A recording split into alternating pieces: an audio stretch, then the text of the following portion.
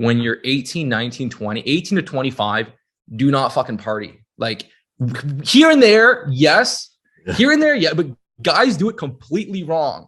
They waste all that energy and youthfulness and exuberance on partying when they're broke.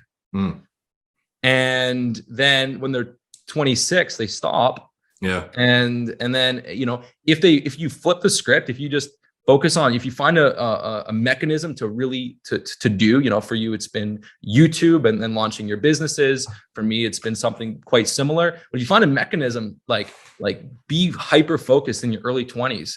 And because I had that similar experience as you, where I, you know, and then, you know, when now you can, like, if you take a step back, things are moving, you're just growing slower. Then that's the time to, like, you know, have fun and party. So I think, you know, I'll say this right now, like, the way society is moving makes it a lot easier for you and me to compete when most guys in their early 20s are just partying and getting drunk and getting, you know, useless university degrees.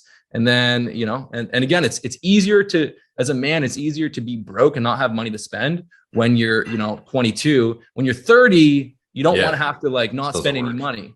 Yeah. Like, if I could, sometimes I am kind of pissed when I think back to the amount of time I wasted in university, going to these classes, doing all these things that weren't, like, I got a business degree and it was not actually useful whatsoever to marketing, even though it was a degree in marketing. It was not useful in any capacity, because ultimately your professors are just like people who got degrees in marketing who are now teaching marketing, not people who've actually, like, built successful businesses.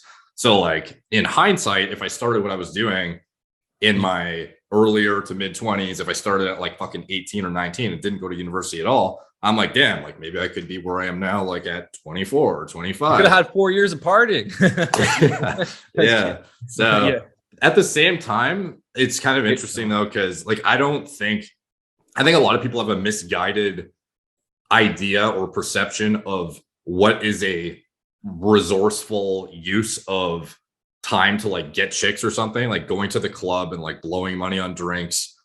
Like, the amount of time it even takes to go plan a night, like, go from your house to downtown, like, wherever you are, like Vancouver, Toronto or something, the logistics of getting a chick back from that club, hypothetically, all the way to your place, like 30 minutes away or something, and spending all night at this club and fucking up your sleep, that's going to ruin your next day too. Like, I don't know, like, I guess Tinder and stuff didn't exist when I was first getting into, like, the dating life, but, like, nowadays there are so much more time efficient, resourceful, and smart ways to go about even, like, speed tracking your dating life too, that it just, like, makes, I don't know, it's just, like, baffling to me that people still go do the whole, like, club scene in their early 20s when they have, like, no money or anything like that. I think you can. If because I've seen my peers, I don't know if everyone else's peers or their experiences are different, but, like, the culture of drinking where I'm from, it's like, 20-year-old, they're going out 2-3 days a week, Thursday, Friday, Saturday, or Friday, Saturday. They're going, like, they're spending money that they shouldn't spend, you know, Uber here, $80 at the bar. Like, they're spending a lot. And then, like, I think that the smartest thing to do, if you're a long-term thinker, I'm a long-term thinker. I'm focused on my goals. I don't want instant gratification. I want to sacrifice now to get somewhere else. So if you're a long-term thinker, it makes sense to put that energy into your business. And one of the other big costs is money, time, logistics, all these things.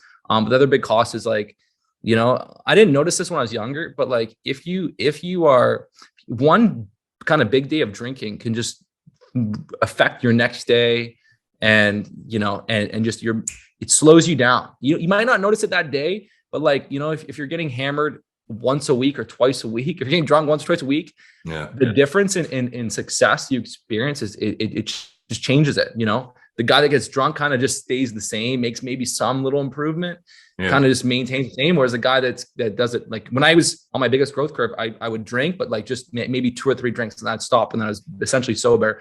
But you know, the guy that's kind of sharp kind of just makes that just consistent improvement, as opposed to, you know, one step back, gets hungover here. It really affects you. I've seen some extreme. I mean, I'm not perfect. I do drink, but I've seen some very, very successful people, and if they're on the up and up, just not they're not just coasting, they're on the up and up. They don't talk about it,